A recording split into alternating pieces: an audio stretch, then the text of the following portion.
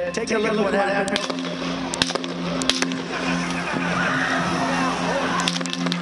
Donald ট্রাম্পকে গুলি করল কে তা জানলে চমকে যাবে যে কেউ। কোনো ডেমোক্রেট সমর্থক না, কিংবা শত্রু কোনো দেশের গোপন এজেন্টও না। নিজ দলের নিবন্ধিত সমর্থকের হাতেই গুলি খেলেন যুক্তরাষ্ট্রের সাবেক প্রেসিডেন্ট। আর এ নিয়েই তৈরি হয়েছে রহস্য, কেন নিজ দলের সমর্থকের হাতেই গুলি খেলেন ট্রাম্প? সেই শুটারের পরিচয় বাকি, ঘটনার পর কেন সেই বন্দুকধারীকে মাথায় গুলি করে হত্যা করা হলো, এমন সব প্রশ্ন ঘুরপাক খাচ্ছে এখন বিশ্বজুড়ে।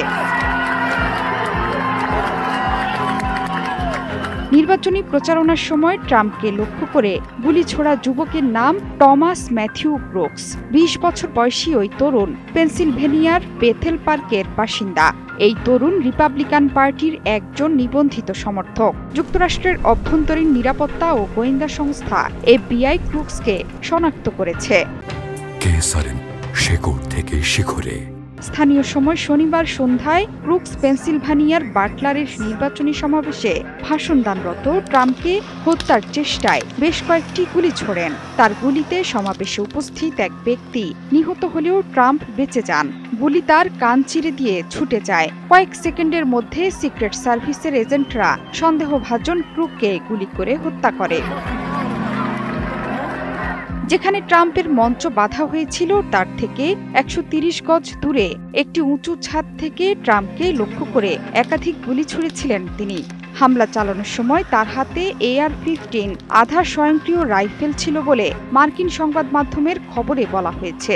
সঙ্গে সঙ্গেই সতর্ক হয়ে যান সিক্রেট সার্ভিস কাউন্টার স্নাইপার দলের সদস্যরা। তারা ক্রুককে লক্ষ্য করে পাল্টা গুলি ছোড়েন। তাতেই মৃত্যু হয় ক্রুকসের।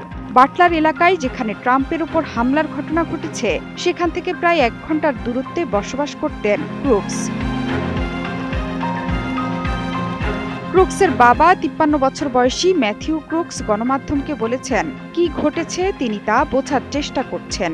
আইন প্রয়োগকারী সংস্থার সঙ্গে কথা বলার পরই তিনি ছেলের বিষয়ে কথা বলবেন। পিটার্সবার্গ ট্রিবিউন রিভিউ অনুসারে Thomas Crooks Bethel Park high school থেকে ২০২২ সালে স্নাতক হন। তিনি জাতীয় গণিত ও বিজ্ঞান উদ্যোগের পক্ষ থেকে $৫০০ তারকা পুরস্কার পেয়েছিলেন। ট্রাম্পের সভায় হামলা চালানো ওই যুবক টমাস ম্যাথিউ ক্রুকসকে যারা ছোটবেলা থেকে চেনেন তারা জানিয়েছেন ছোট থেকেই একা থাকতে ভালোবাসতেন তিনি।